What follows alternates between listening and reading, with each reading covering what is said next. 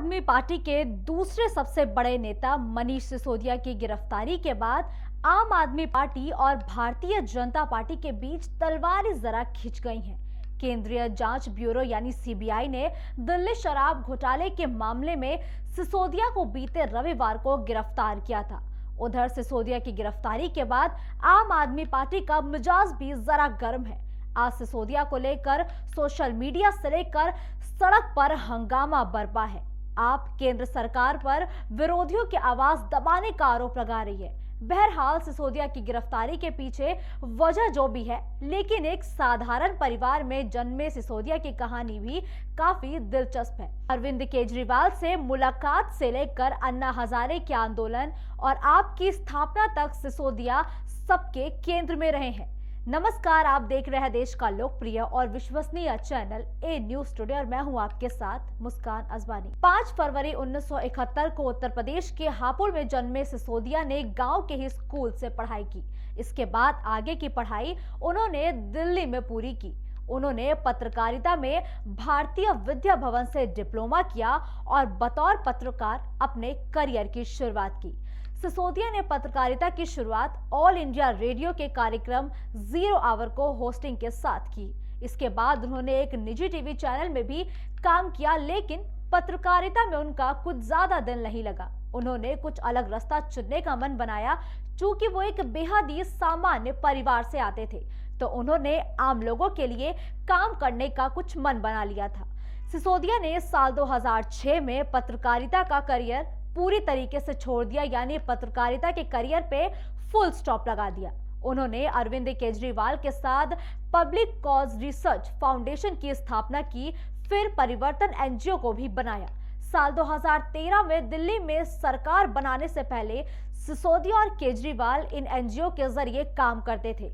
इसके जरिए दोनों राशन, बिजली बिल और सूचना का अधिकार के लिए काम करते थे। इसके जरिए ही ये दोनों नेता अन्ना हजारे के भी आंदोलन से जुड़े।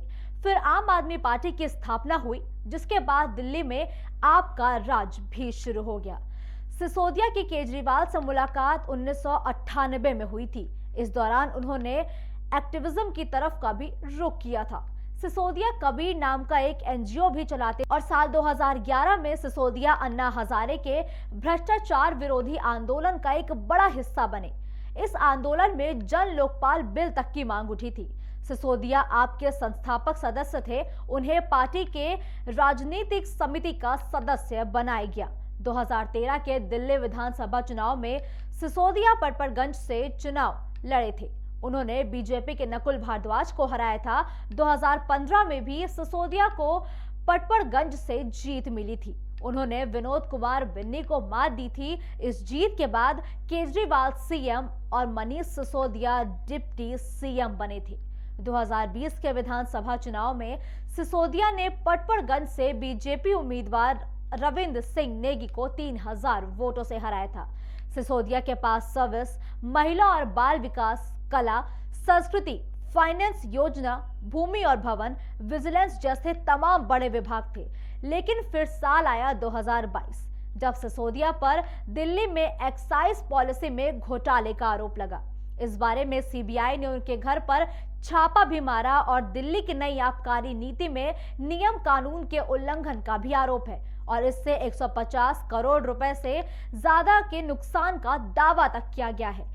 26 फरवरी को इसी मामले में सीबीआई ने करीब 8 घंटे की लंबी पूछताछ के बाद सिसोदिया को गिरफ्तार कर लिया और जिसके बाद सिसोदिया ने डिप्टी सीएम के पद से इस्तीफा दे दिया। केजरीवाल के बाद सिसोदिया की पार्टी में छवि काफी सौम्य है। केजरीवाल सिसोदिया को दिल्ली की शिक्षा में जबरदस्त सुधार तक का श्रेय देते हैं और केजरीवाल का सिसोदिया पर भरोसा इतना है कि उन्होंने अपने डिप्टी सीएम को 18 विभागों तक की जिम्मेदारी सौंप दी थी। अब सिसोदिया की गिरफ्तारी के बाद आपके लिए कई मुश्किलें भी शुरू हो जाएंगी। हमारी आज की इस रिपोर्ट में फिलहाल के लिए इतना ही और आप देखते रहिए ए न्यूज टुडे।